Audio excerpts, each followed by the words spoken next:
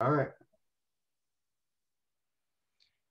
All righty. Well, we appreciate you guys joining us again for this fine journey into Jaguar football.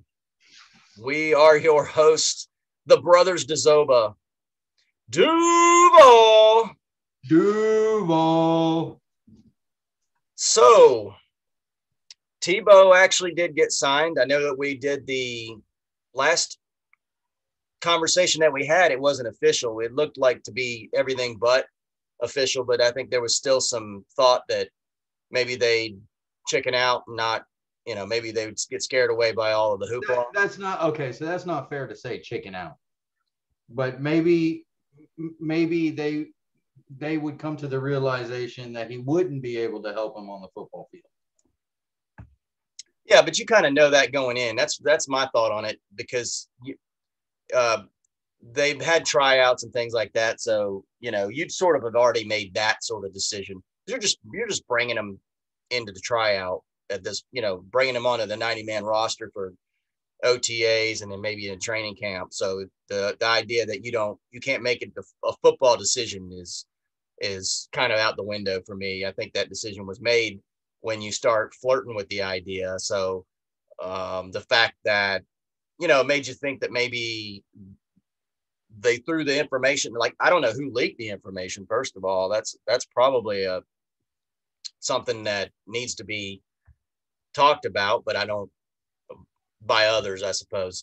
But regardless, that you don't know if that sort of goes out as a trial balloon to see how people feel about it, and then maybe they then make a decision based on it. You never know how that. I mean, for the same reason why when you brought up in the last episode about not folding to what other people what other people think. If Urban Meyer thinks he can help the team, then it doesn't matter what Shannon Sharp thinks. It doesn't matter what anybody else thinks.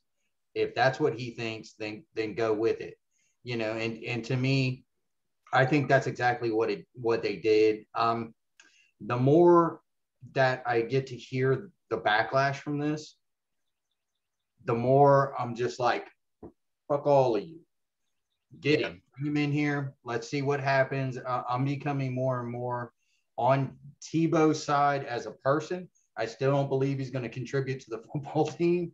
I'm not even sure he's going to make it, but that isn't my decision. What I'm going to do is I'm currently sort of now leaning pro Tebow just because I don't understand why everybody hates on him. Yeah. I don't get that at all. So now what I'm going to do is I'm going to say, okay, he's here. We're paying him the league minimum for a 4-year guy. All right, cool. No problems there. Now I'm just going to shut my mouth. I'm going to sit back and I'm going to wait until training camp to where I can go out and I can visually see what takes place in practice. And then I'm going to come back and I'm going to tell you what I think I saw. Yeah, I'm looking forward to seeing him out there running routes. I want to see him take on some blocks.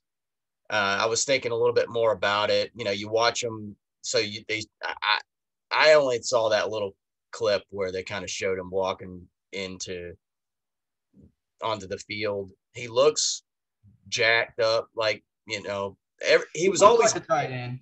He looks like always a tight end. Big. He looks even bigger now, which is interesting. So people have noted that. So it's funny because people have set this up, and it could be a brilliant sort of situation that the Jaguars find themselves in, because they've set this sort of a Rudy situation. It's like this guy can never make it, and he's so old and he's changing positions. It's like everything's stacked against him. Could you imagine if and he doesn't. We're not talking about. I don't think there's any realm of possibility of him being like this great or even a moderate tight end in the league. Yeah. We're looking for a guy who just like catches maybe a ball or two or makes that crackback block for the spring the running back. You could see him turning into that, and that's all you need, because they've set the bar so low for this guy now that this is all you're doing when you're bringing this guy in. And I could see when you so I disagree a little bit. Like I don't think he's going to help us on the field. So I'm definitely not thinking he's going to be our savior. But what I am expecting is that if it's 3rd and 6, I'm expecting him every now and again to go out there and get us 7 yards, go out there and get us 8 yards, go out there and when we used to do this with Mercedes Down Lewis. receptions, you mean? Yeah, with receptions, like just get us what we need, right? We used to do this with Mercedes Lewis all the time. It got to the point to where we were yelling, "Don't throw it to Mercedes Lewis," because he would almost always drop it whenever you really kind of needed him to. Yeah. Granted, he would have some games where he would catch it and you were, happy and sweet. All right. But then he would come back 2 plays later and drop the ball, even though he was wide open. So if he does the small things, if he gets open and he actually catches the ball, he doesn't have to be out there all the time, for me to say he's helping our team. But I want to see him. I want to see him score some touchdowns. It has 3, 4. I'd be okay with that. As far as receptions, give me somewhere in the 30s and give me somewhere around 400, 500 yards. Okay. Well, to me, that's for a low. I don't want to say ceiling, but for a it's not an up, huh? Low ceiling. I think it's fair to say that. I don't actually think that's a low ceiling for somebody who's not considered a Travis Kelce, who's not one of the upper echelon. No, I was saying you have to assume he has a low ceiling. That's what I was personally saying. Yeah, personally I do, just because again, I don't think he's going to give us much. So if he gives us that, to me, that season is a success. See, well, what do you think if they use him more? We think tight end, you think modern day tight end, you're thinking of the Tony Gonzalez, Antonio Gates, the basketball player type, box out, quick, quicker than the linebacker, bigger than the corner type utility weapon in the passing game that has been used. But, throughout the NFL history, tight ends have changed a little bit. If you look at Tebow's size, he kind of reminds you more of a Dallas Clark move tight end. Now, I know Dallas Clark was probably more nimble and shiftier than I would imagine Tebow would be. But I think Tebow looks kind of like a fullback out there. And I wonder if, the running game is going to be an important part. We just drafted a first-round running back. We already have James Robinson, who blew the doors off the league. So we've got 2 great running backs, and Trevor Lawrence can run as well. So I could see Tim Tebow in that sort of move tight end, just this utility guy who's like shifting. So like an H-back. Yeah, exactly, like an H-back, the move tight end that does the grunt work. If you see and that's what people are talking about. Like when they start talking about Tebow, some of these former players, they're saying, "Oh, I can't wait. If I was still playing, boy, I'm looking across, I'd see Tebow, I'd tear him up," all this stuff. And it's like people act like Tebow. They go Tebow the quarterback, but everybody forgets this guy is a monster of a guy as far as physicality is concerned. He was never a finesse guy. He was a run you over guy. So the idea that you're just going to ragdoll this guy down the field, I think Tebow has something to say about that. And I'd really like, because what happens when everybody trash talks and has all this anxiety until you get punched in the mouth. And then, so they're going to talk the talk, but Tebow's walk the walk as far as that part's concerned. So this idea that, people are going to come in and go, "Oh, that defensive end's going to lick their chops when they see Tebow there." Well, maybe not though. I mean, Tebow, maybe somebody you don't want to see. Look, he's got a fair chance to hit them just as much as, and sometimes, depending on the play design, he may have a better chance. And they may not see it coming. Think of him we don't have a fullback. So think of him in that role. Remember that as a quarterback, he did a lot of running, and he did a lot of running up the middle. I could see him clearing out. I mean, just running through and finding somebody and leveling them. I mean, put him on a linebacker. You're going to tell me that's some sort of mismatch in the favor of the defense? I don't think that is. He's used to running linebackers over. I think maybe I think there probably are some linebackers that would love it. And that I'm not saying take him on, but I definitely it's not a mismatch, though. Is what I'm saying. I do get what you're saying, and I think they probably could use him in that H-back, fullback kind of tight end role. It was funny. I was talking to a guy at work. We were talking about Tebow because last time we had talked, we hadn't signed him yet, and of course I was like, "Look, I hope we don't sign him." Blah blah blah. And then he said something to me that I think a lot of Jags fans, unfortunately, are thinking. And here's the deal: if Tim Tebow, and let me hear this, America, Tim Tebow ever throws the damn football, we're screwed. We are. We're legitimately screwed. We know he cannot throw it. Okay, so we don't want him throwing the football. We want him out there making crack back blocks. We want him out there bulldozing people. We want him out there catching those 3-yard outs. You don't want a jump pass? I don't want jump pass. No, none of it. None of it. I don't want any of it. Like he scores a touchdown on the jump pass, man. If I see them scheme, a play where Tebow throws the ball. What if he throws the ball to Trevor Lawrence? How far apart are they? Because if they're any more than 5 yards, he's not getting it there. It'll be right at his feet. That's not true. It'll be right at his feet. Well, we'll see. They didn't bring him in there to do that. You know what? I'm okay. Scheme for ETN, not to throw the ball, but to run, do those plays. If you need an H-back, or if you have something for like an H-back or a move tight end, and Tebow's up, put Tebow in. Okay, I'm fine with that. But whatever it is, don't ask him to throw the football. Well, let me ask you this: do you think that the fact that they didn't really go after a tight end, and who knows, maybe Zach Ertz, maybe they'll make a move for Zach Ertz. See, but that's not true.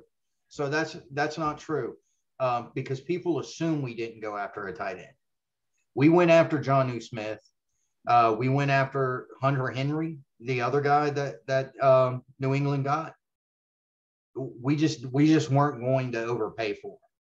So we lost, basically. We lost out on both of those two guys, even though we went for them. So we went trying to get some kind of an upgraded veteran. Middle of the road as far as age goes, but somebody who has been in the league for a few years. And we tried to get them, and we just did not make it. But that does the point that I was heading toward, I think, would still be in play, even though I acknowledge what you said, that we did make a move for some of the big name free agents out there. But obviously the value that we put on them was not at the same level that other teams valued them at. I mean, heck, the Patriots took the top 2 tight ends, didn't they? So they obviously have. And so what I'm driving at is that Belichick has in mind, apparently, to do what he did with Gronk and Aaron Hernandez, I'm guessing. And so to that point, what I'm saying is that, is it possible that this sort of shows the hand that Urban Meyer is dealing with? Like, what is his strategy on offense? That's what I'm trying to get at this point. Is there any way we can does this sort of give us a hint as to what Urban Meyer is thinking that he needs on offense? Your personnel, whoever you go after should sort of give you a clue, because you feel like you need certain tools if you're going to do certain things. And so the fact that we didn't value the tight end as much as others makes me wonder if the offense is not going to be catered to the tight end. And you can see this. So go back and look at Bevel. Go back and look at Bevel's history with Detroit, right? Who did they have? I think they had like Eric Ebron for a while, and he had some really nice games, but nowhere close to what I would call consistent. That's exactly what we're going to do here. Remember, like he had he loved to send his running backs out of the backfield, right, to catch those kind of middle routes. I expect to see that here from ETN. So I'm actually wondering if they're going to do anything, if they're going to change, because if they're going to change that offense at all. Like Marvin Jones, right? He came in here and they did an interview with him, and the one thing he said is, "Well, I have 2 years under this offense." So to me, it's going to be the same offense. Yeah, I need to probably go back and take a look at some Detroit stuff. It'd be nice to anyway to get an idea about what to expect from the offense because yeah, I now that you say that, because Ebron, he went to the Colts and then he sort of blew up once he Yeah, went he to the blew up for the Colts. Colts. Yep. So, which is a clue that it's possible the reason why he didn't have the same success with Detroit was that it was the fact that they didn't use the tight end near as much there in that capacity.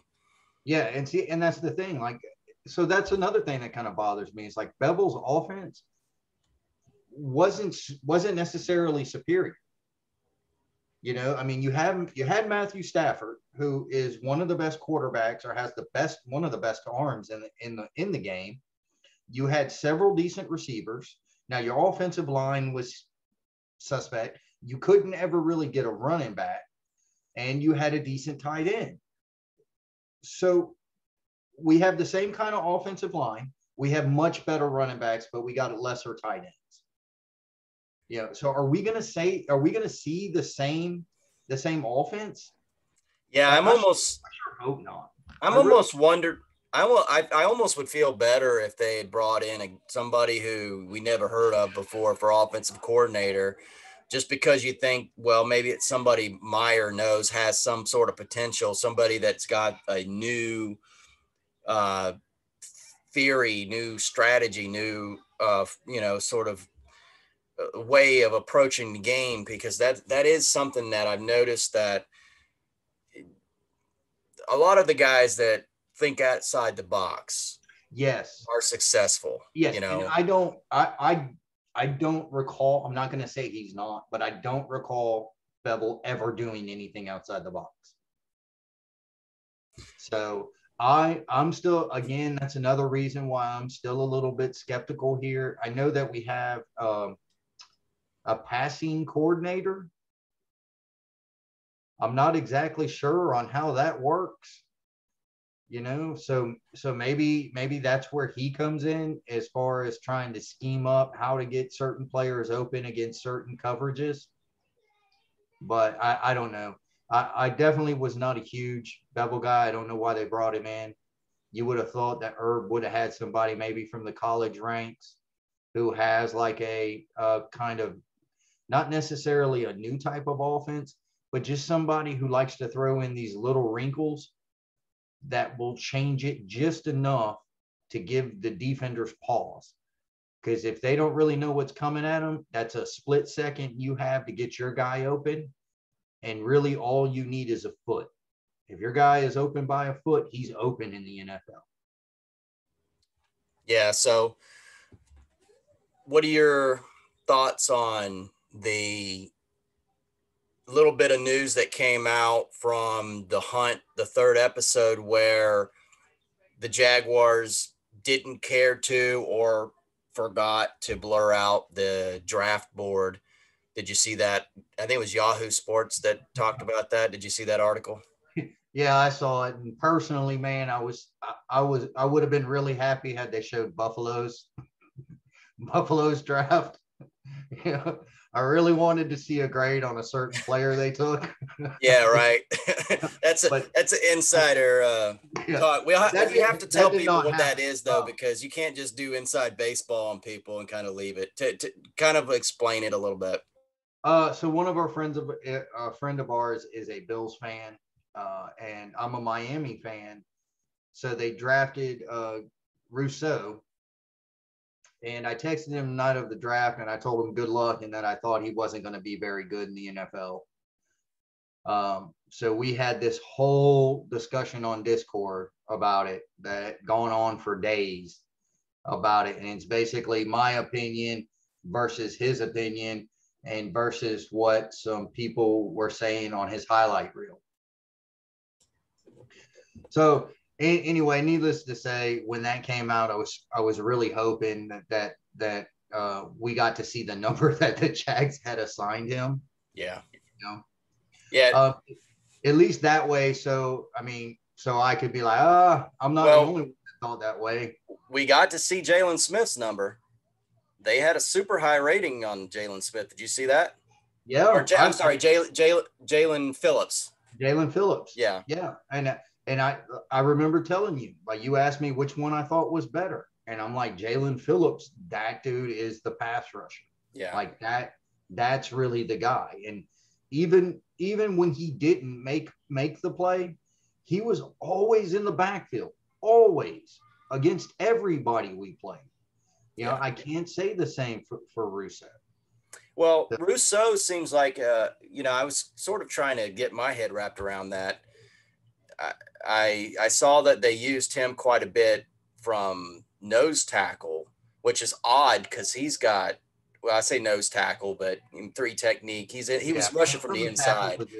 Yeah. And he's this long, lanky dude. So not what I would have expected. It's an interesting strategy, and it worked because he actually was very successful from the inside. So it makes me think that maybe it'll be interesting to see how he's used in Buffalo. But he's reminiscent to me of Jordan Smith, who we drafted. What did we get him in the 4th round? I think he was our 4th round pick from UAB, I believe. And he's the kind of the same guy, very tall, long arms, long and lanky. Yeah, just a kind of a mauler. So it'd be interesting to see these 2 guys in the preseason to see what we see these guys do. For me, the way that I look at it is I look at first round draft picks or draft picks that you have to work there's a minimum list on their technique, right? That they come in kind of, if it's a quarterback, they come in knowing where their foot placement should be, when their hips turn, when their shoulders turn, how to throw the football. And every position has these little nuances. So a first round draft pick knows those nuances. That's the way that I look at it. In Rousseau's case, to me, he doesn't know the nuances. He's relied on his athletic ability because he doesn't have a swim move. He doesn't have a bull rush. He can't bend the corner. Okay. In a passing situation, they dropped him down into the tackle spot, and he was able to beat up guards and get past centers. All right. Yeah, he did it. Is he going to be able to have that same success in the NFL, where now he can't rely on his athleticism, where now it's going to matter where his hand placement is, and do I think he can be good in the NFL? Sure. 2 years from now, once he's had a chance to really work on his craft, I think he can be a decent player. But to me, that's not a first round draft pick. Yeah, I'm trying to think of who else was kind of leaked out. I know, on that same line, they had Kwity Paye, and they had a lower grade. So I'm sure. I saw that, and that was interesting. Yeah, that was really interesting on Kwity Paye. Yeah, because there was a lot of hype for him. Consensus was he was the number 1 defensive end, and he was the first 1 defensive end taken. So it makes you wonder if the Jags have a different grade in comparison to the rest of the league for some reason, or how they grade. I mean, maybe it's something where. And that's something we have to be very careful of. Yeah. Is because we don't really understand their whole grading system. Yeah, and they had an 8.0 on Lawrence, and that looked to be the everybody's assuming that means That was that's the top, and I think there's some thought that is sort of a standard grading system for scouts in the league, that makes sense, that is like what we would think of as 10.0, I guess. I don't know why they do that, but the other thing was Jalen Waddle. They had an 8.0 on him, which makes you wonder how many 8.0s did the Jags have out there on the draft board. They I don't obviously know. think a heck of a lot of Jalen Waddle, so it'd be interesting to see what Well, happens. going into the draft, dude, I love Jalen Waddle too, and Okay. I still believe that he didn't get hurt, we wouldn't be talking about Devonta Smith. Okay. Like, would he have still gotten drafted? Yes, maybe not as high as he did, but he would still go in the first round.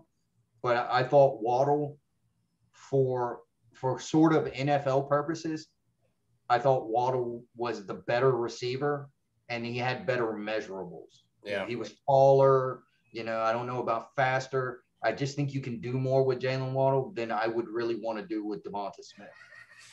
Yeah, that seems to be what we saw then, because Miami looked at it the same way. And I do, it's one of these things where you're looking at both players, and I think the consensus is fair that both players are good. It's like you're picking between two different calibers.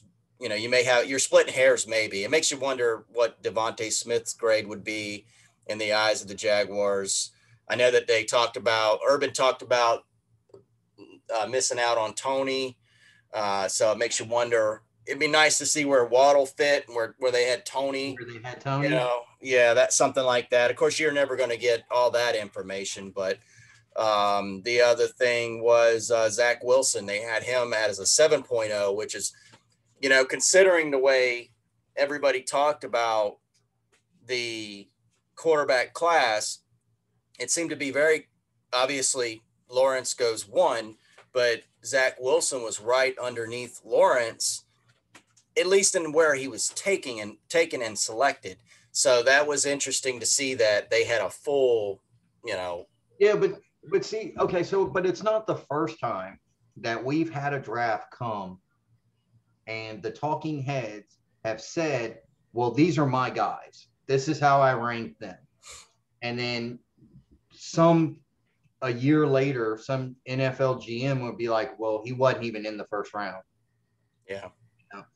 So it's not the first time. Now, how they get so far off, I don't know. You really think it shouldn't be if they're looking at the same kind of film. So the only thing I can probably tell you is that maybe something is relayed to them, to the actual team GM scouts, that isn't being relayed to the talking heads. So it could be some kind of an issue where the coach or the coordinator is talking to the GM, and they're like, well, yeah, he's great, but he can't do this. And then they're like, oh, okay, well, that knocks him down. And then when it comes to Mel Kiper goes to the coach, and the coach is like, he's great. He's the best thing since sliced bread. Sure. Well, have you heard the rumor that, and we'll probably end up calling it here. That's pretty much, I think, all we wanted to touch on, but I wanted to throw this last thing out. Did you hear the rumor about Justin Blackmon? Yeah, I heard it. I mean, while we're bringing in old school people, who else wants to join? I put again. This is how I know it's not a white and black thing with me with Tebow. I put Justin Blackmon in the same thing, dude. You missed your window, man. Hey, I'm sorry.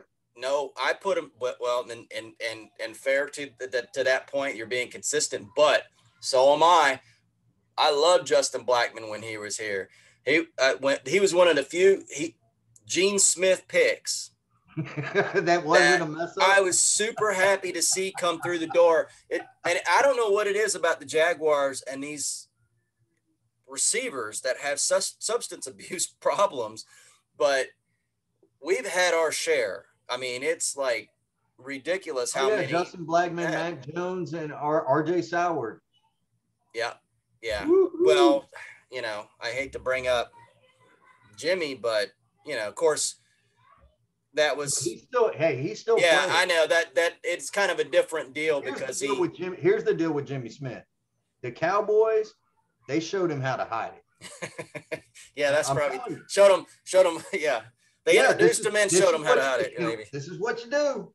Yeah, maybe that's what it is. But I mean, and I think part of it too is that Blackmon, he just didn't seem to care. He was one of these people that he just got somehow blessed with this ability, and he didn't care. It was easy to him, yeah. Yeah, it was like, yeah, I'm here to get a scholarship, and I was told I mean, I should play, or he's one of those guys. Justin Blackmon had a chance to be our half of Randy Moss and our half of Julio Jones put together.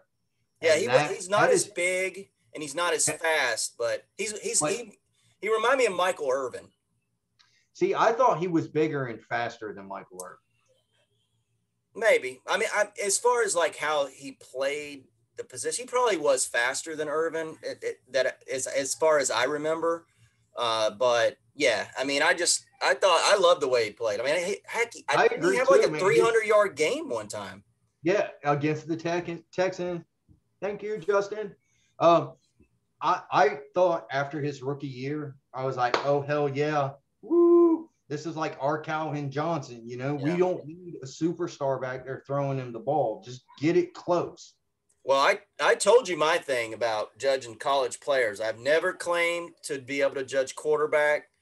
I've always claimed I don't have the eye to do that, but I have said when I watch college football, I have a knack for looking at receivers and seeing who looks like the type of receiver that's gonna succeed. And when I've said it, I've been pretty successful on that. And he was one. When I watched him play, I said, man, that's why I was super happy when we got him. So when he succeeded here on the field, I was not surprised by that. But it'd be interesting to see what happens. I mean, I'd be fine with them letting him come on, just like Tebow, man. Hey, another guy. I don't know how many people we can fit in to just let him see what he can do.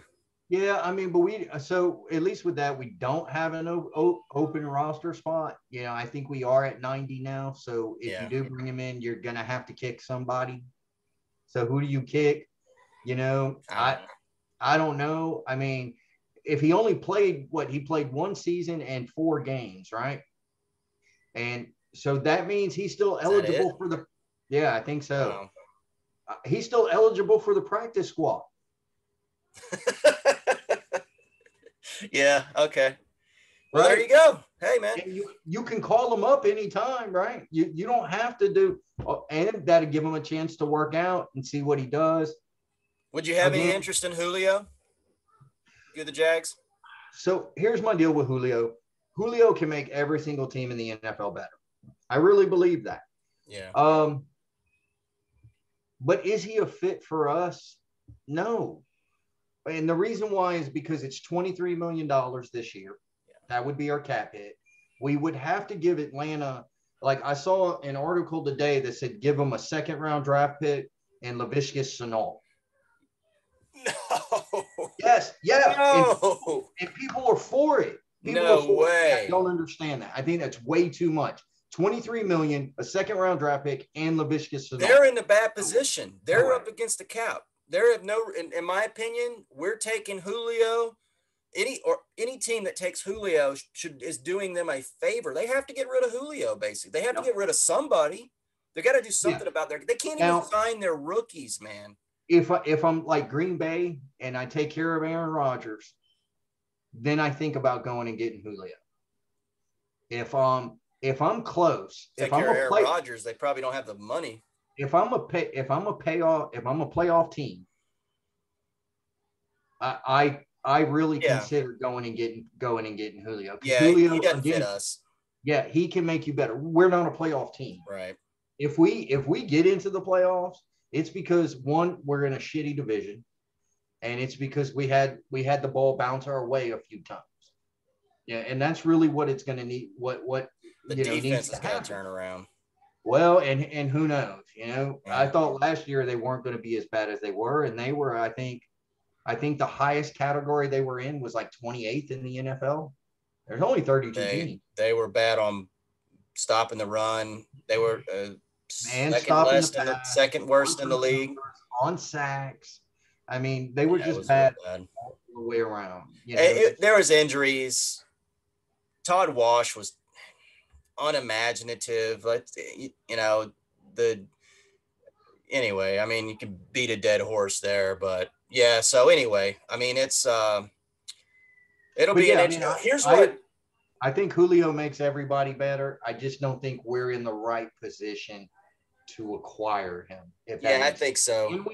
Yes, we can definitely acquire him. Besides, we got Tebow. We're not, no. I'd rather bring in Julio at 23 million and play him at tight end. Yeah, that actually doesn't sound too bad, honestly. He's like a Kyle Pitts. Yeah. I mean, and he's getting to the age where maybe he slows up a touch, and you know, he's just a super mismatch right in the middle there. Yeah. But yeah, give me Julio against safeties and linebackers any day. You know, if they signed him and they were going to do that, I'd kind of think that was a great idea. You know? Yeah, but it really would depend on how much are we paying him, and what do we get? If we have to give up anything for it. Yeah, no, I'm not giving up anything. No. I'm not giving up. He's first of all, it doesn't matter his talent. You're paying the money for him, and he cannot stay healthy, and he can't catch touchdowns either. He just has a knack for not being in the end zone. I don't know why. Maybe it's the team. I don't know, but there's a number of reasons why that isn't a great. You're taking a risk just paying him that.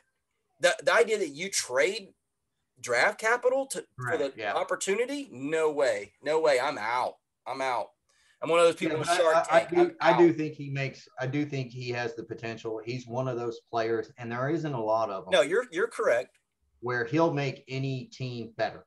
Just being on the field and lining up is going to change the defensive coordinator's way of dealing with you. So that does bring something to the table. So, but I guess that pretty much nails everything I think we wanted to discuss. So I guess we'll go ahead and call it a night, and we will be back next week to discuss some more as the Jaguars turn. Yeah, more Jaguar news. Yeah. And I will put out, I think I already said that Tim Tebow had the top 5 sales, just in case somebody didn't know. So if you go to NFL Shop and you're wondering what the 5 most purchased items are recently, they are Tim Tebow, Tim Tebow, Tim Tebow, Tim Tebow, and Tim Tebow. Jaguar. That's what I hear. It's all Jaguar. It's all good to me, man. I don't care. I'd rather hear hometown boy. But I'm sure Khan's happy. Yeah, I mean, hey, good news is good news. That's the way I look at it. I mean, yeah. And like you said, people are going to hate. Haters going to hate, so it doesn't matter. Let's just see what happens. Even worst thing that happens, they'll make some money. Tebow will, I don't know. Well, it does appear that maybe he's probably already paid off his contract. Oh, yeah. That's true. I mean, good investment. Great investment. Yeah. He's better than Bitcoin. The whole league should be happy because it's profit sharing too. So, all the owners sharing that profit. So that's probably why the owners aren't saying anything. They're like, they're telling their coaches and GMs, don't you say a damn thing. We're making money. Yeah. Well, they're probably jealous. Some of them probably are. I don't know if I'm going to go that far. But. Well, it's like Julio's not a great fit for everybody, but Tebow was probably only a great fit for us. It just didn't, I don't know. It'd be interesting if another team is now thinking maybe we should have done that. I don't know. Maybe, Yeah. You never know. All right. Do we? All right, brother. Well, I think we had another good one. I'm ready to see this. I'll post it up, or you'll post it up, and then I'll share the link. Try to get that out. So if you guys enjoy watching this, please let us know. If you want to follow us, go ahead and click subscribe so that you know when we put out new content. If you have feedback, we'll take feedback. This isn't our day jobs. We don't get paid to do this. Yeah. So we're just trying to have fun with it. We're just fans trying to participate in the conversation. Yeah. All right. Well, Duval. All right. See you, man. All right, bro. See you guys.